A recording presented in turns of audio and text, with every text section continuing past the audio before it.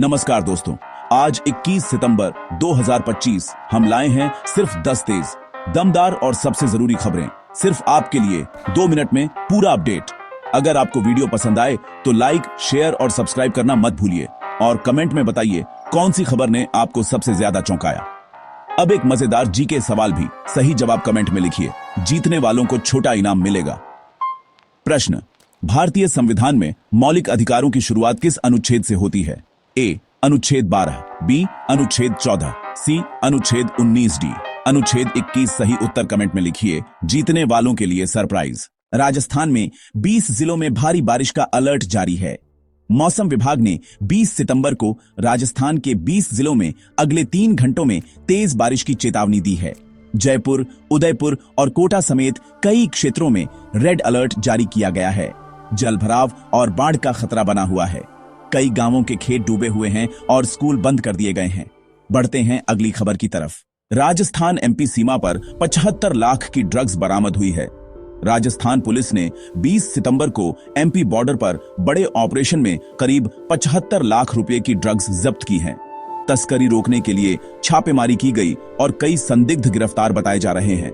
जांच जारी है और बरामद सामग्री की पहचान व प्रवाह के सूत्र खंगाले जा रहे हैं। बढ़ते हैं अगली खबर की तरफ।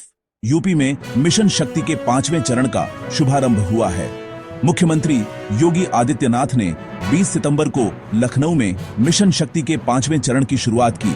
इस चरण में नारी सुरक्षा, सम्मान और आर्थिक स्वावलंबन पर जोर दिया जाएगा। नए केंद्रों का उद्घाटन हुआ है और महिलाओं की पुलिस भर्ती बढ़ाने के कदम भी उठाए जा रहे हैं।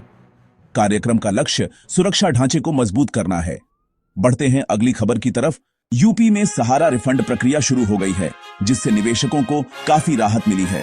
20 सितंबर से उत्तर प्रदेश में सहारा इंडिया के निवेशकों को रिफंड देना शुरू कर दिया गया है।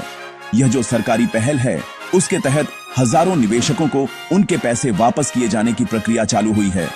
लोगों को वाकई में राहत का एहसास हो रहा है, लेकिन शेड्यूल और दरों पर आगे भी काम जारी रहेगा। बढ़ते हैं अगली खबर की तरफ। मध्य प्रदेश में 545 करोड़ की सीवेज नेटवर्क योजना को मंजूरी मिल गई है। राज्य सरकार ने 20 सितंबर को एक शहर के लिए इस नई सीवेज नेटवर्क योजना को हरी झंडी दी है।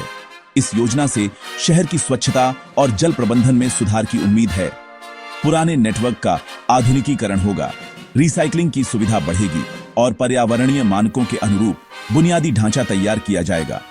बढ़ते हैं अगली खबर की तरफ। मध्य प्रदेश में पुलिस कल्याण कोष से 5 लाख की सहायता का ऐलान किया गया है।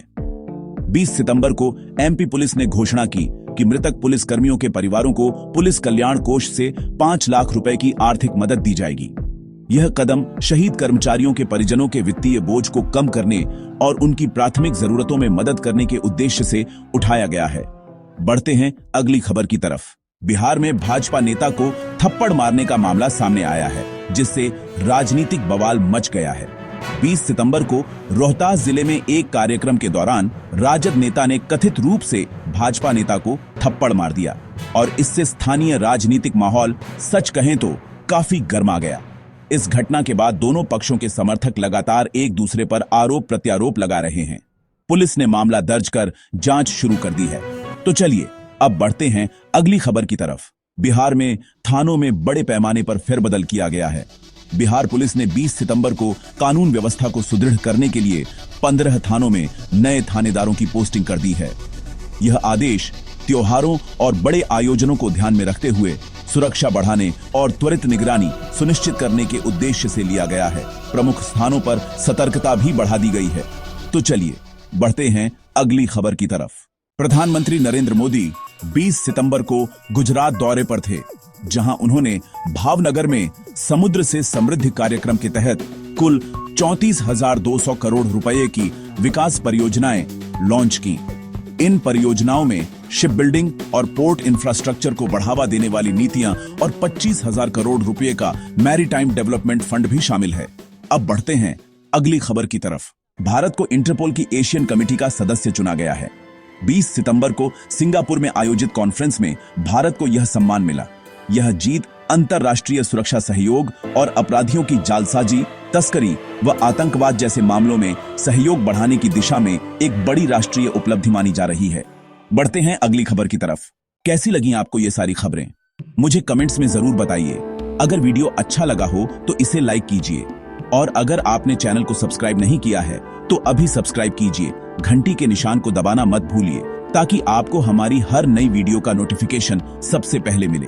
मैं फिर मिलूंगा ऐसी ही अच्छी और खास खबरों के साथ। तब तक के लिए जय श्री राम, जय हिंद, वंदे मातरम। धन्यवाद।